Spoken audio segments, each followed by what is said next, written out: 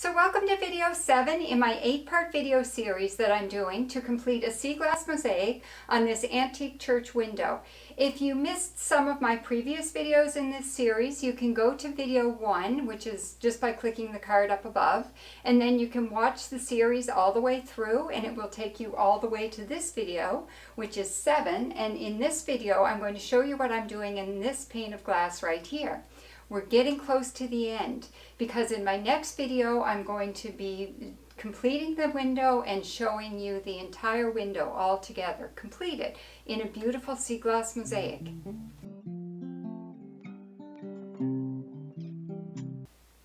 So now I'm at the very top of the window, and this pane of glass is really tapering.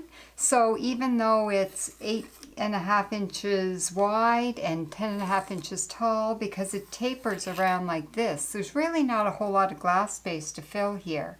So I want a few interesting details. So I have this green piece here that's kind of like a half bottle bottom. It's really cool. It's really well finished. That's an old piece.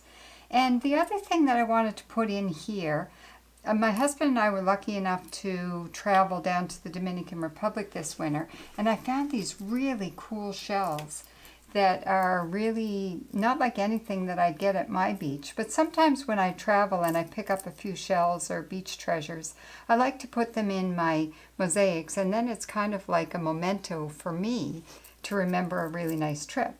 So these shells were really cool. My husband said they looked kind of like unicorn horns. So I thought I'd put a few of these in the top of this window.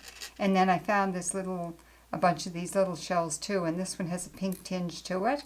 So I thought I'd put that there and then just arrange a few of these unicorn horns in here, just to add a bit of an interesting detail on the top of the window. Now, because I'm towards the top of the window, I want this pane to be primarily white.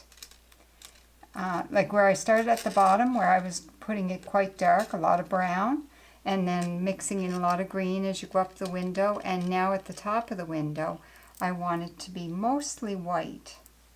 So I think I'll use those ones there. So the only thing that I'm adding in here other than white is I have one green strip here, a brown strip here, and a green strip going across here. So I'll put those in first and then I'll fill in the rest with white.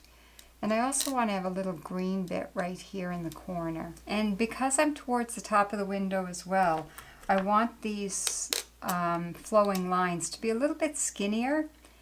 If you remember from my previous videos, the lines were fairly thick, but you know, it's part of my design that I want it to be a little lighter as I go towards the top.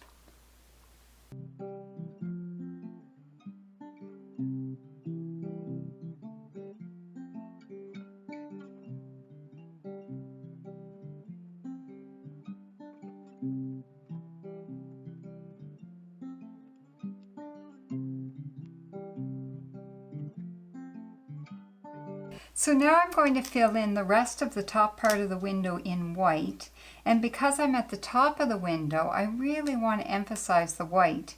What happens with this particular design, I wanted it quite heavy on the bottom, and it really weights the bottom to have it heavy with brown, and then if it's lighter on top, it really will give a good sense of balance, I think, especially in a window this size. The other thing that I'm going to try to do as I'm filling in this white is use mostly small pieces. I know that sometimes I really love using those great big chunky whites and getting some cool flowing lines with them.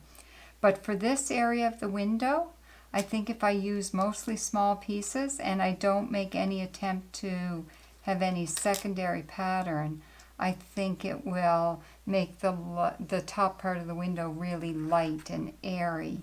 And that's what I'm going for, because I think it will really balance the piece nicely.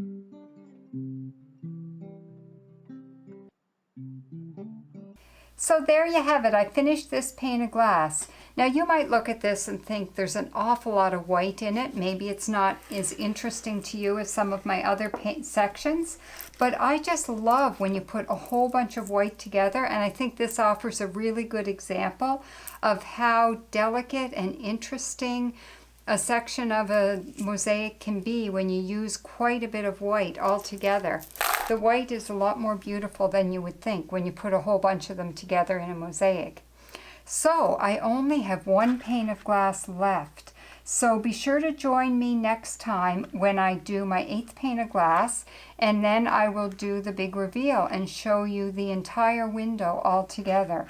I'm quite excited to see it finished. Hopefully you are too. So until next time, happy sea glass hunting.